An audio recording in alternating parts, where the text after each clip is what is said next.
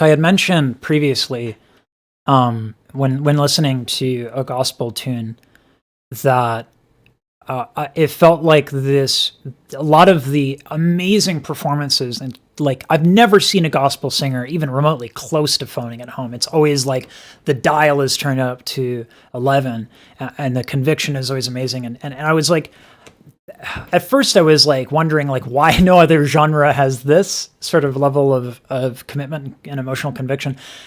And then I made a statement. I said, well, I guess it's like you've built a relationship with spirituality over decades, and then everyone in the room kind of shares that with you. And then someone made a comment that hit the nail on the head. And this is the title of this song. And I think it's so, I'm not religious myself, but the idea that Jesus is a love song, I think, is brilliant. And so here we go. It's my first time listening.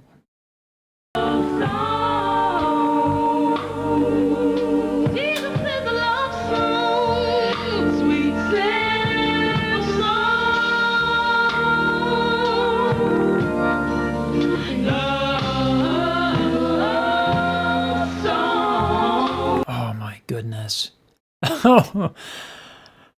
Oh, goodness. I'm wondering.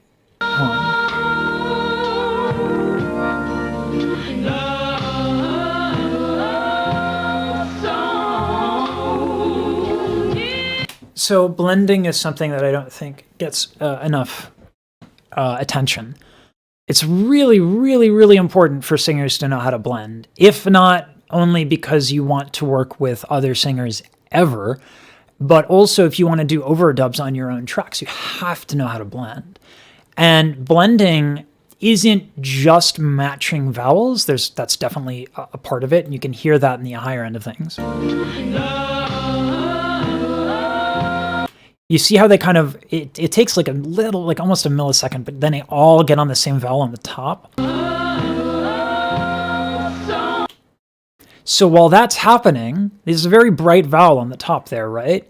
And so with a bright vowel, you're eliminating a lot of lower frequencies, a lot of lower presence.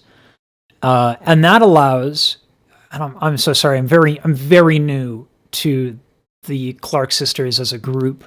Whoever this is on screen does two things. She's getting really close up to the mic, which is going to boost lower frequencies, right? That's called the proximity effect. That's physics. Don't Dunning-Kruger comment and tell me it's not.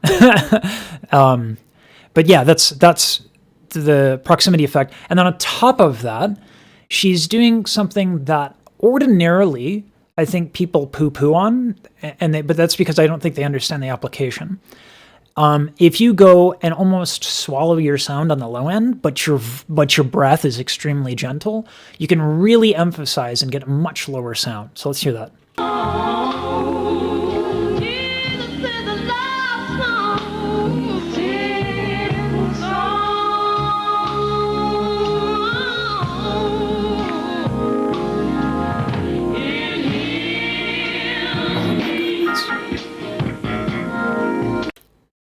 I'm a fan of the slap bass. But the point I was getting to regarding blending is that this like one moment. See how she's kind of like, it's almost like she's swallowing the sound, almost. And then she purses the lips, gets closer to the microphone. This allows her to occupy a lower note and still get heard versus three singers singing much higher. It's difficult to compete on volume, right, when you're in your low end. So you can do this sort of a thing to stand out by emphasizing lower frequencies.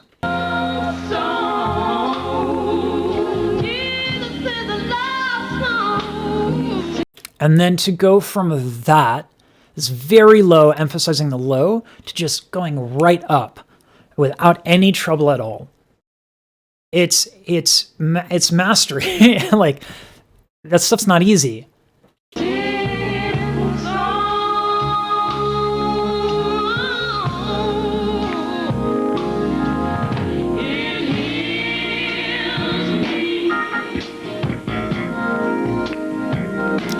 slap bass.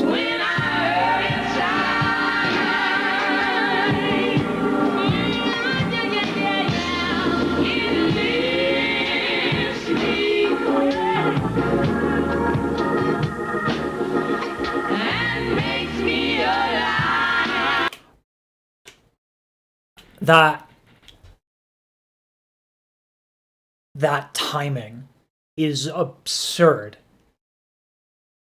So that I once had a choir director who would try to put in vowels and consonants notated. He would say, put the T here, and we're going to put an eighth note. We're going to change the score. And it helped, but it was nothing like this. When we sing, yes, there's time and there's pitch and time. But what's really unique to singing is the timing of vowels. And it is not something that you can train quickly. You have to be singing with the same people for a very long time. Listen to how they change the vowel. Perfectly untimed unison. It's crazy.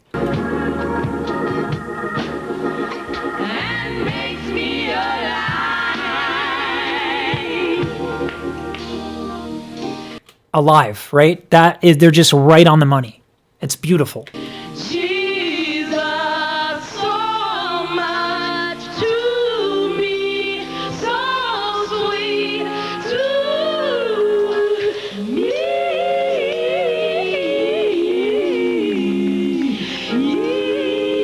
Ooh. Wow. Those are really, really, really interesting harmonies right there. I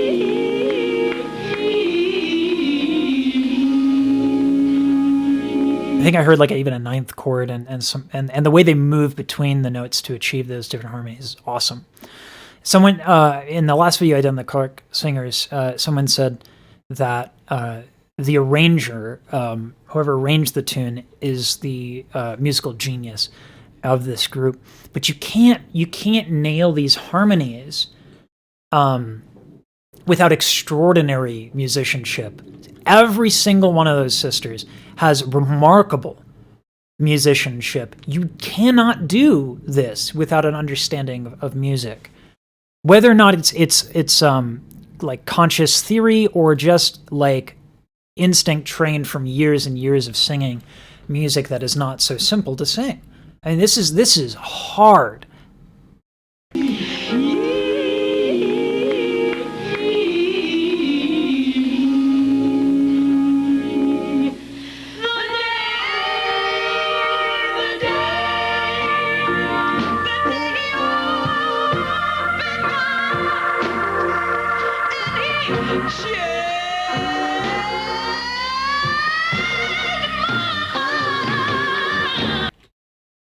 Wow.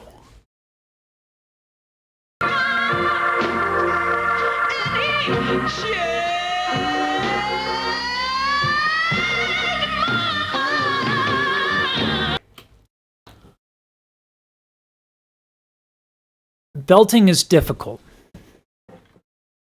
Mic drop. No one figured that before I said it, right? You never knew belting was difficult. Belting is one of the more difficult things to do in singing. What makes it so hard is that you have these super fat folds. And this debate over whether or not which cartilage is responsible and which motion is responsible. But the point is whatever in the larynx moves. I'm not going to get into this deep end and have some vocal teachers start fighting. But the point is that it makes your folds very fat. So to be able to ascend, usually when we ascend, the folds thin, and that allows us to go higher with a lot more ease. But when the folds are fat like this, your breath needs to be immaculate for two reasons. One, it's just not going to work. Two, as you try to make it work, you run the risk of a vocal hemorrhage because all of this pressure builds up underneath these fat folds and bam! Shouldn't have done that with my ring on. Ouch. The what is so good here? There's a lot. There's this slide up, but then on top of that, she ends up throwing in vibrato while belting. I'll explain why that's really hard in a moment.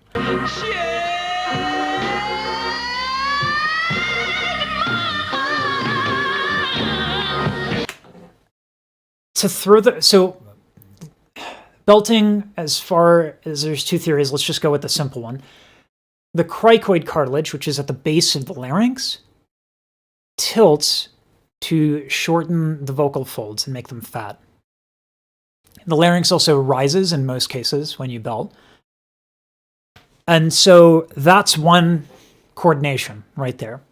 But as the cricoid cartilage tilts and the folds get much fatter, you can also tilt your thyroid cartilage, which is the Adam's apple, this very large protrusion in the larynx. And you can tilt that, and that's how you get vibrato, is from tilting that. And you can do it at the same time. Difficult enough, right? So we got belting. She's tilting and she's got the vibrato, she's got the belt, and then the gravy, she changes vowels on the high note.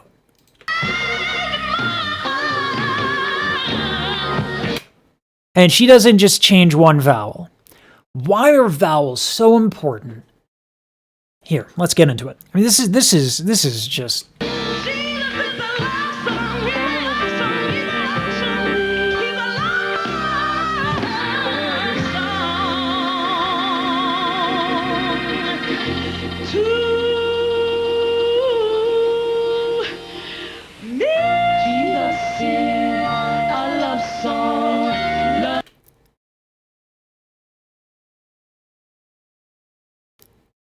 There's a lot to talk about even in that.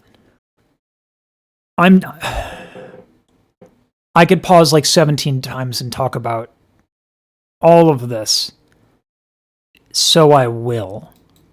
I won't pause that much though.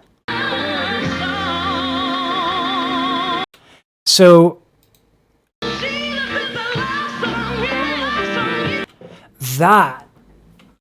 that growl, whatever you want to call it, squall, growl, or distortion. And I apologize if I'm mislabeling it. I do need to catch up on the terminology, but the function of it are the false folds going like pop, pop, pop, pop, pop, pop. That's why it sounds so abrasive.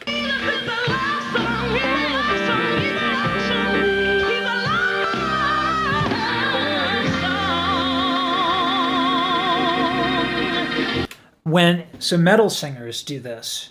They'll use the false folds to this effect, where they just kind of hit against each other, and it doesn't hurt the false folds because unlike the vocal folds, which are very tiny pieces of flesh, the false folds are pieces of cartilage surrounded by flesh. They're very, very sturdy, very durable.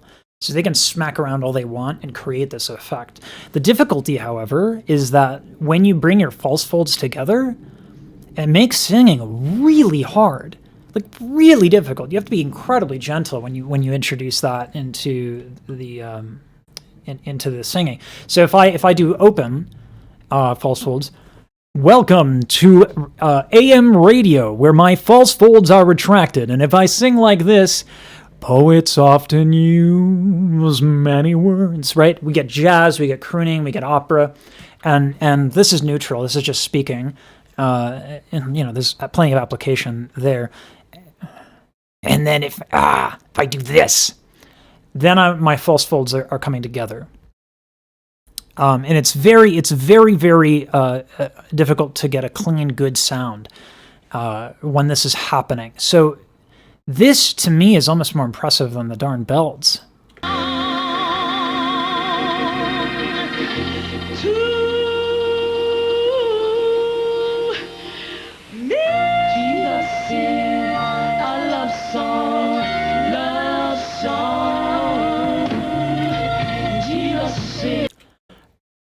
Who needs to breathe, right? Who needs that?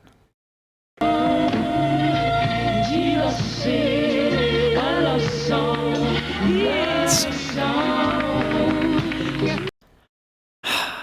and there's even more like it's like I'm sorry, but there's like just that much happening. So why is this held note impressive other than how long it is? When ascending and singing, it's almost always the case where people will tilt the cartilage or the thyroid, tilt the cartilages in the larynx one of two ways. We've talked about both of them briefly, but I'll just reintroduce the concept. And I know a lot of people are going to say, well, I've heard mixing before, and, people mix their voice all the time. Going this high without tilting, like people... This is what I hate about terminology. No one ever talks about what they mean. They're just like mixed like chest voice, like what's actually happening, right? You generally, yes, you do hear mixing, but it's almost always in the context of a tilt or not, certainly not holding a note this long.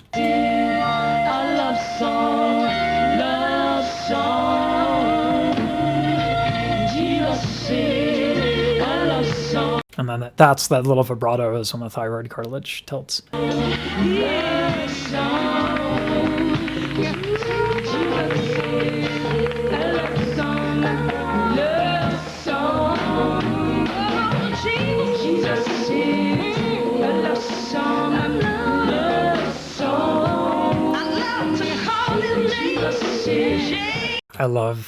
I love the bass aesthetic here. Give me Sly and the Family Stone all day, Larry Graham style.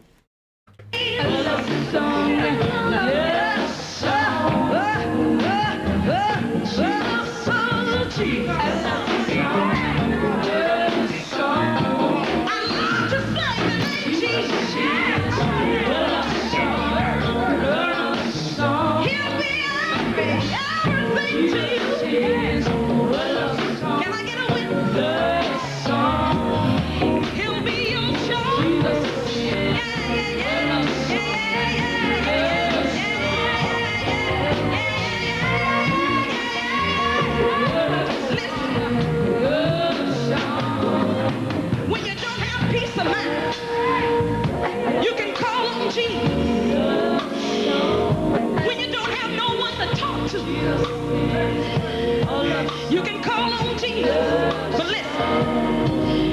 Sometimes you may feel comfortable talking with your mother or with a friend, a close friend of yours. But listen, can't nobody. Wow. That's like more of that false fold stuff going on, and that's just really hard. No. Can't nobody do me like Jesus. No. He'll be whatever you want him to be. All you gotta do, just reach out and touch him. Oh, I love to call him name. Wow. Every single time I listen to gospel, it's astonishing.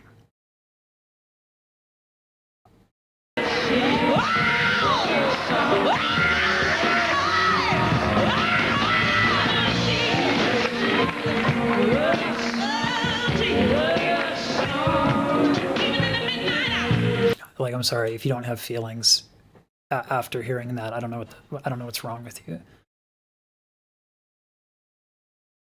Name me a genre where every performance has that level of conviction.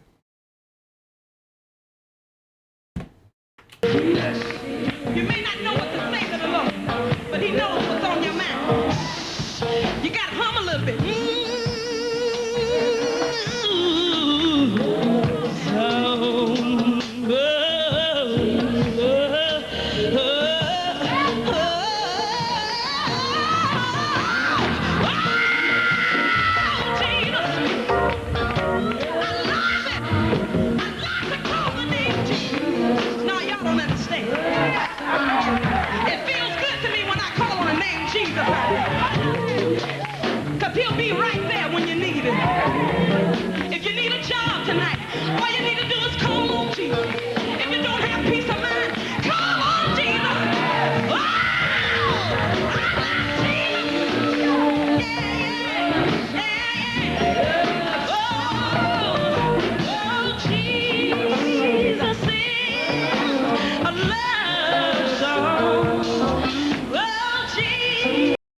I love Leandria Johnson, and whenever I want to hear like expertly done, growling, like false full distortion stuff, I bring her up immediately. But holy crud. Peace of mind. Come on, Jesus.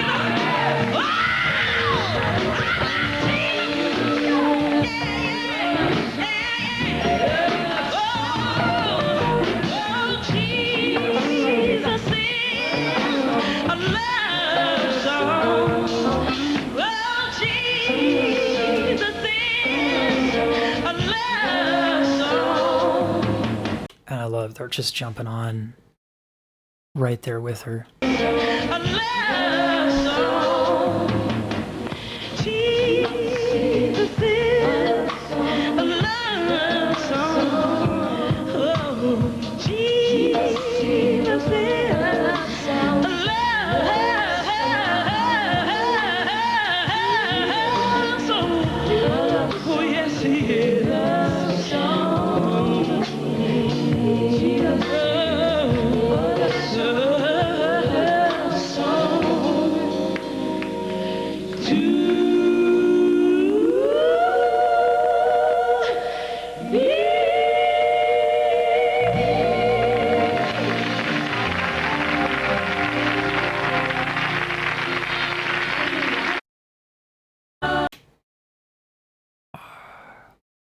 I'm fully aware that what I'm about to say is probably the most cringe image that anyone's going to have.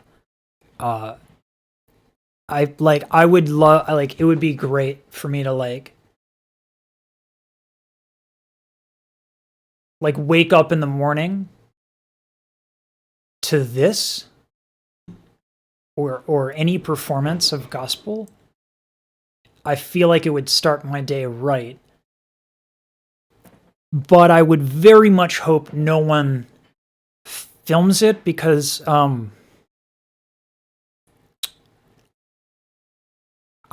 don't know. I'm chronically Caucasian,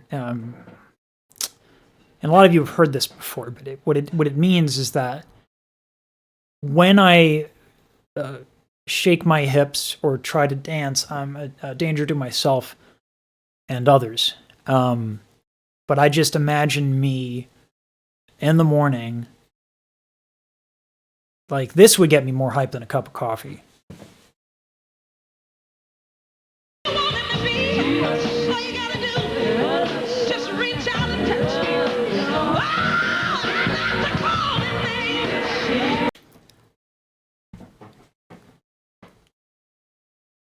It's just gorgeous.